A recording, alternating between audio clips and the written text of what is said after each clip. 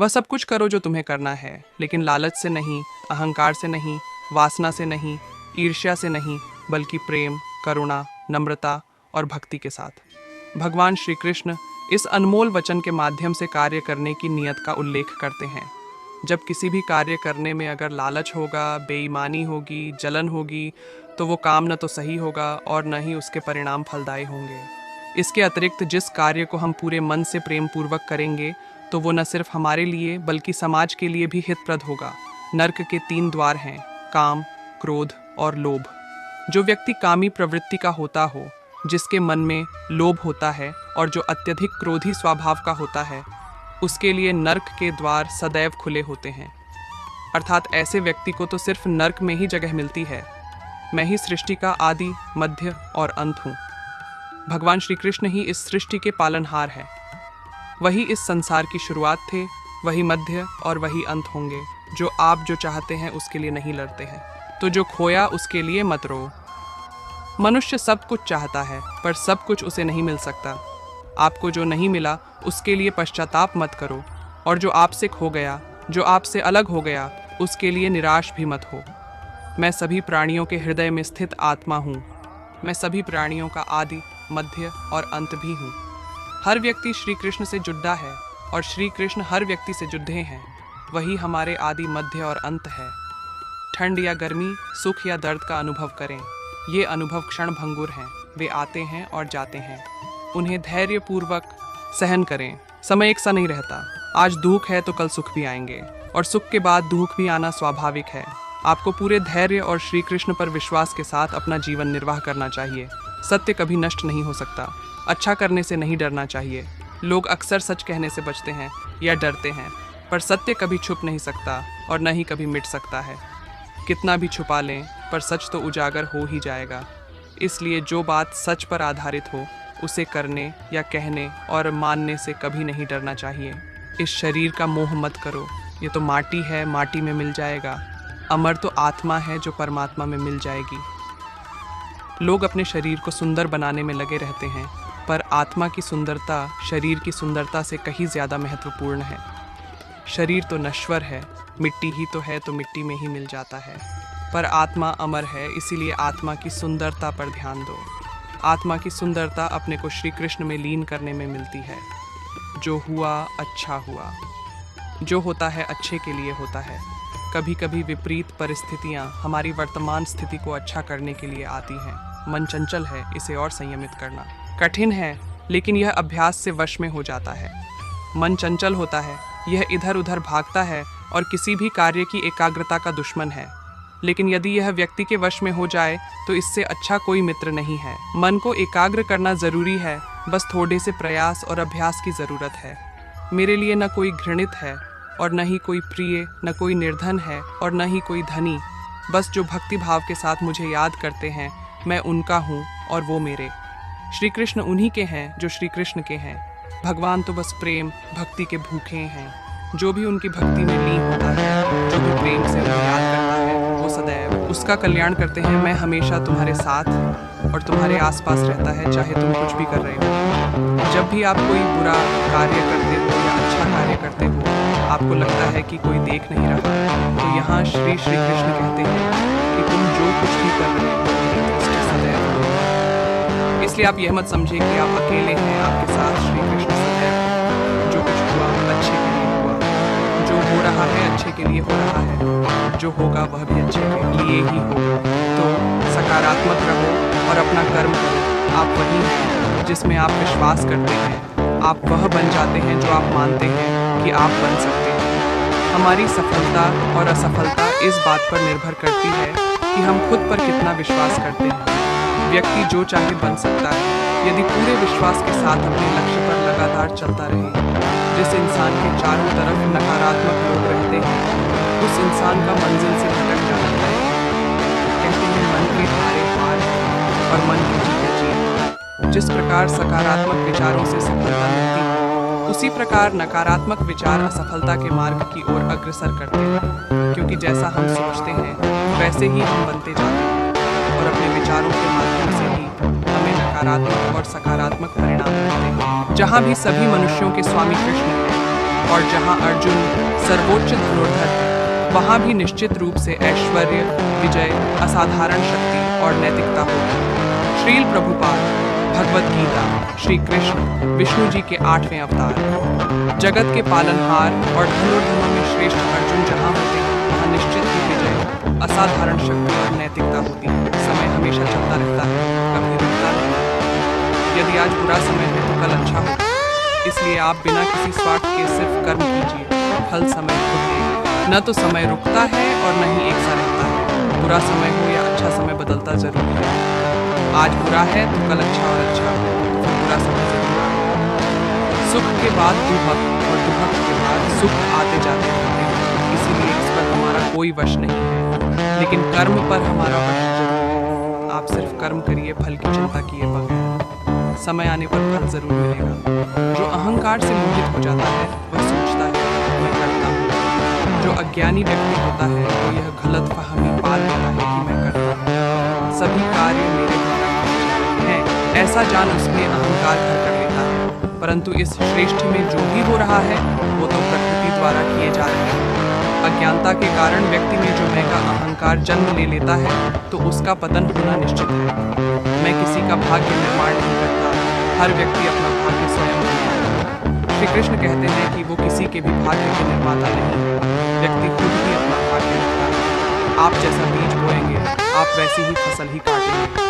आप जैसा कर्म करेंगे आपको वैसे ही परिणाम मिलेगा। यदि विद्यार्थी मन लगाकर पढ़ाई करेंगे तो परीक्षा में सफल होंगे। इसलिए हर व्यक्ति का भाग्य तभी बदलेगा जब वो ऐसे कर्म करेगा। पृथ्वी, जल, अग्नि, वायु, आकाश, मन, बुद्धि और अहंकार, ये मेरी प्रकृति के 8 विभाग हैं। जो कुछ भी है वो वर्तमान में है, जो बीत गया है वो नहीं आएगा, और जो आने वाला है उसकी चिंता नहीं बल्कि खुले हाथों से इसका स्वागत करें। भ्रम और संदेह से परे। जब आप भगवान से प्यार करते हैं तो आप हर चीज से प्यार करते हैं। मन उन लोगों के लिए दुश्मन की तरह काम करता है जो इसे नियंत्रित नहीं करते, और जिसने अपने मन को जीत लिया है उसके लिए मन सबसे अच्छा मित्र है। क्रोध में इंसान भ्रमित हो जाता है और भ्रम से बुद्धि व्यग्र डिस्टर्ब्स हो जाती है, और अपने गलत फैसले के चलते उसका पतन, डाउनफॉल शुरू हो जाता है। जो कर्म में अकर्म देखता है और अकर्म में कर्म देखता है वह मनुष्यों में बुद्धिमान होता है। आप केवल कर्म के हकदार हैं, उसके फल के कभी नहीं। मनुष्य अपने विश्वास से निर्मित होता है, जैसा वह मानता है वैसा ही वह है। आत्मा विनाश से परे है, कोई भी उस आत्मा का अंत नहीं कर सकता जो अनंत है। खुशी मन की एक ही अवस्था है जिसका बाहरी दुनिया से कोई लेना देना नहीं है। यांत्रिक अभ्यास से बेहतर है ज्ञान, ध्यान से बेहतर है ध्यान।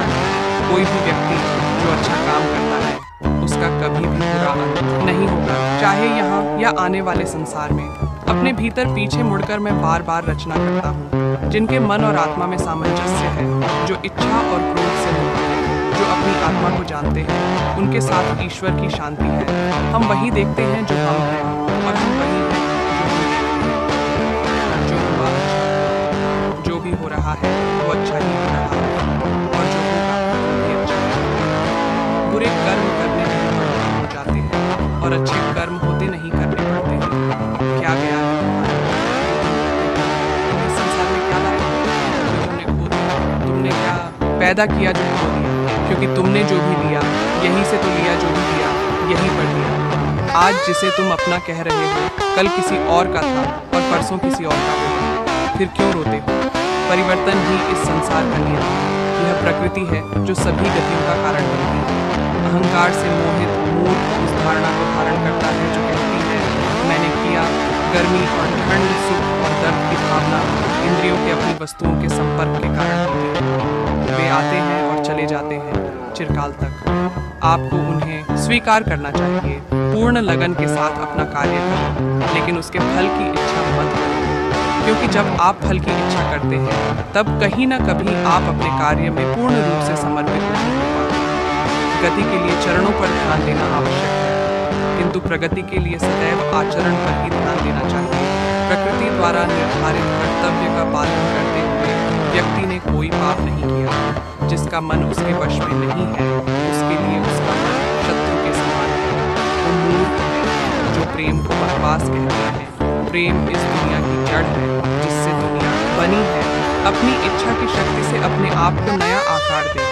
अपने आप को कभी भी स्व इच्छा से नीचा न होने।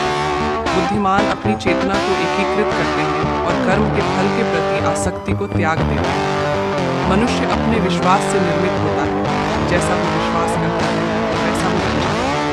कर्म का वास्तविक लक्ष्य आत्मकर्म है। हम जो कुछ भी हैं वह हमने जो सोचा है उसका परिणाम है। हम अपने विचारों से बने हैं। हम अपने विचारों से ढाले जाते हैं।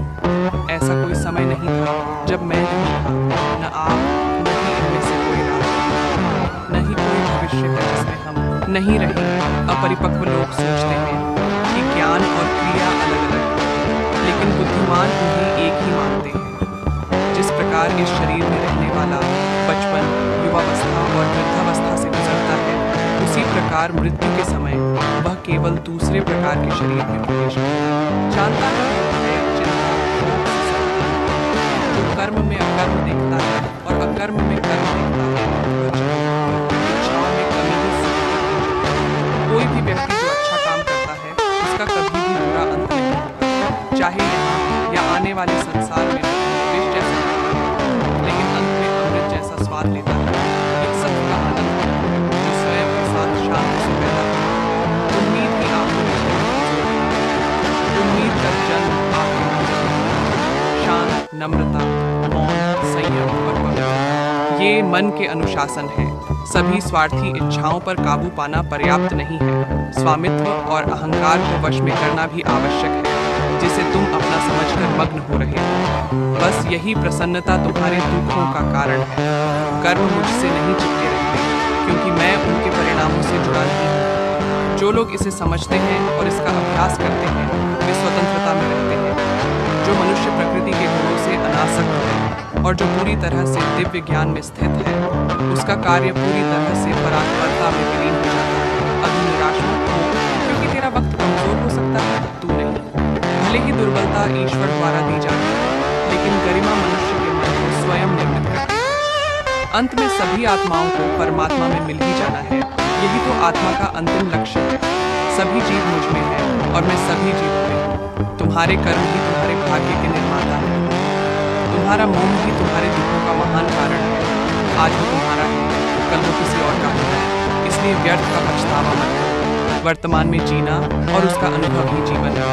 आत्मा अमर है ना, तो इसे कोई शस्त्र काट सकता है और न ही अग्नि इसे जला सकती है। जल इसके तेज को बुझा नहीं सकता और न ही वायु इसे सुखा सकती है। किसी और के जीवन की नकल को पूर्णता के साथ जीने की तुलना में अपने भाग्य को अपूर्ण रूप से जीना बेहतर है। आप बुराई से कुछ समय के लिए बच सकते हो, लेकिन बुराई तो तुम्हें हजारों की भीड़ में भी ढूंढ लेगी। जैसे गायों की झुंड में बछियां अपने माँ को ढूंढ लेती हैं। सभी जीवों का निर्माता मैं हूँ। किसी जीव को कष्ट देकर तुम मुझे खुश कैसे देख सकते हो? कृष्ण का सेवक बनकर ही जीवन सफल होता है। चिंता नहीं, चिंतन करो। घमंड व्यक्ति को लेट होता है। मैं विधाता होकर भी विधि के विधान को टाल नहीं सकता।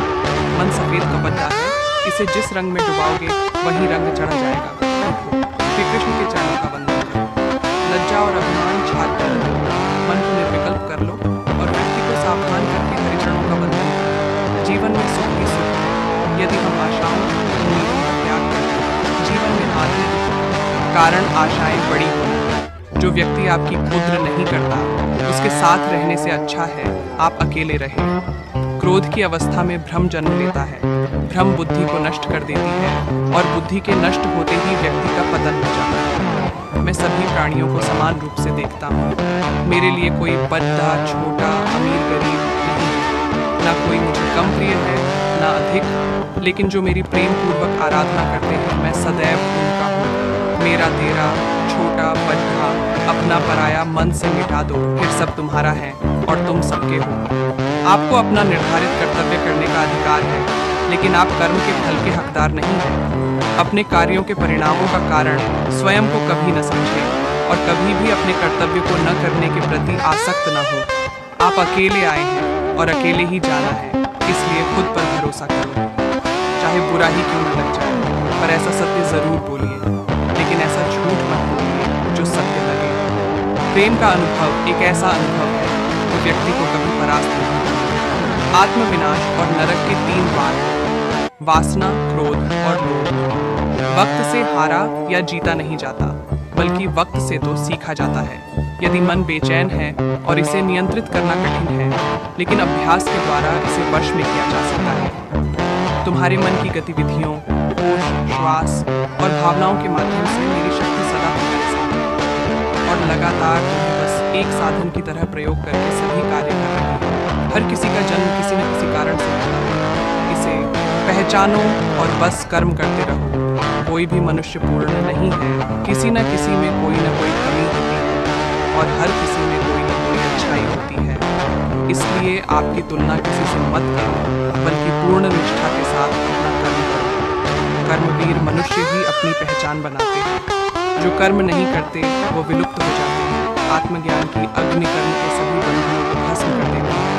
हे अर्जुन, जैसे धधकती आग लकड़ी को राख कर देती है, तू करता वही है जो तू चाहता है, फिर होता वही है जो मैं चाहता हूँ। तू वही कर जो मैं चाहता हूँ, फिर होगा वही जो तू चाहता है। भगवान कृष्ण कहते हैं, खुद पर विश्वास करो और अपना कर्म करते रहो। जिस व्यक्ति को कोई लगाव नहीं है, वह वास्तव में दूसरों से प्यार कर सकता है, क्योंकि उसका प्यार शुद्ध और दिव्य है। मुझे प्राप्त करने का एकमात्र तरीका प्रेम है। जो कुछ करना है करो, लोभ से नहीं, अहंकार से नहीं, वासना से नहीं, ईर्ष्या से नहीं, प्रेम, करुणा, नम्रता और भक्ति से करो। कर्म करते समय न तो कोई नुकसान होता है और न ही कोई परिणामी दुख, लेकिन इस निस्वार्थ क्रिया की थोड़ी सी भी प्रगति हमें महान भय से बचाती है।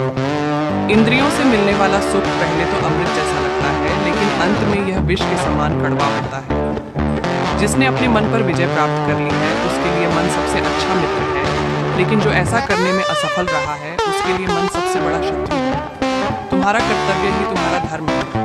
जीवन ना तो भविष्य में है, न अतीत में। जीवन तो बस इस पल में है। जीवन तो इस क्षण का नाम है। तुम्हारी पीड़ा के लिए मेरे पास एक उद्देश्य है, तुम्हारे संघर्ष का एक कारण है और तुम्हारी सच्चाई का प्रतिफल है। मेरा विश्वास करो और हार मत मानो।